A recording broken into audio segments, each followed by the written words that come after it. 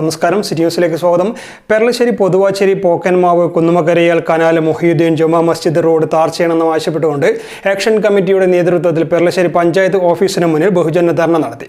Chakkarakkal block Congress vice president Jayaram Pothuvachery ധർണ ഉദ്ഘാടനം ചെയ്തു. 100-ലധികം വീട്ടുകാർ 30 വർഷത്തോളമായി ഉപയോഗിക്കുന്ന പെർളശ്ശേരി പഞ്ചായത്തിലെ 1-ാം ward Kunnummal Karayal canal road tar ചെയ്യുന്നതിന് നിരവധി തവണ അധികൃതർക്ക് പരാതി നൽകിയെങ്കിലും പ്രശ്നത്തിന് പരിഹാരം കാണാത്തതിൽ പ്രതിഷേധിച്ചാണ് ആക്ഷൻ കമ്മിറ്റിയുടെ നേതൃത്വത്തിൽ പെർളശ്ശേരി പഞ്ചായത്തിന് മുന്നിൽ ധർണ നടത്തിയത്. നീണ്ട വർഷങ്ങളായുള്ള ദുരിതം അനുഭവിച്ചുകൊണ്ടാണ് പൊതുവാച്ചേരി 1-ാം വാർഡിലുള്ള പൊക്കന്മാവ് എന്ന പ്രദേശത്തുള്ള മൊയ്തീൻ പള്ളി റോഡ് കാലാകാലങ്ങളായി കുട്ടികൾ സ്കൂളിലേക്ക് പോകാൻ ബുദ്ധിമുട്ടുകയാണ്. മഴക്കാലമായി കഴിഞ്ഞാൽ കുട്ടികൾക്ക് സ്കൂളിലേക്ക് പോകാൻ സാധിക്കുന്നില്ല.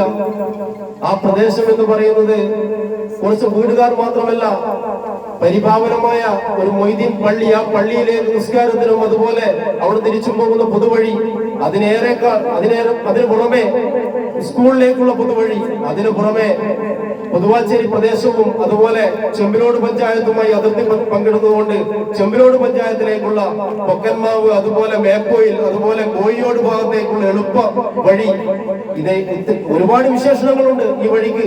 ഇത് ഒരു ജനകീയാംശമാണ്. 100-ഓളം കുടുംബങ്ങൾ തിങ്ങിപ്പാർക്കുന്ന പ്രദേശം. ആ പ്രദേശത്തിന്റെ നടുവിൽ കൂടിയുള്ള ഒരു റോഡ്, ഒരു പൊതുവഴി. ആ പൊതുവഴി ഒന്ന് വൃത്തിയാക്കി അതിനെ ഒന്ന് ടാർ ചെയ്ത് കിട്ടുവാൻ വേണ്ടിയാണ് നമ്മുടെ നാട്ടിലെ ജനസമൂഹം ഇവിടുന്ന് ജാതിയായി ഇവിടെ എത്തിച്ചേർന്നിരിക്കുന്നത്.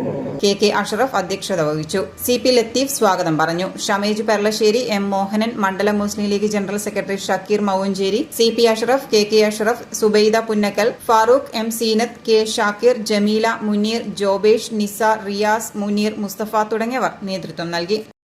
കൂടുതൽ വാർത്തകൾ അറിയുവാൻ സിറ്റി ചാനൽ വാട്സ്ആപ്പ് ഗ്രൂപ്പിൽ ജോയിൻ ചെയ്യുക. ഒപ്പം YouTube ചാനൽ സന്ദർശിക്കുക. വാർത്തകളുടെ അവസാനിക്കുന്നില്ല. മറ്റൊരു വാർത്തയുമായി വീണ്ടും കാണാം. നമസ്കാരം.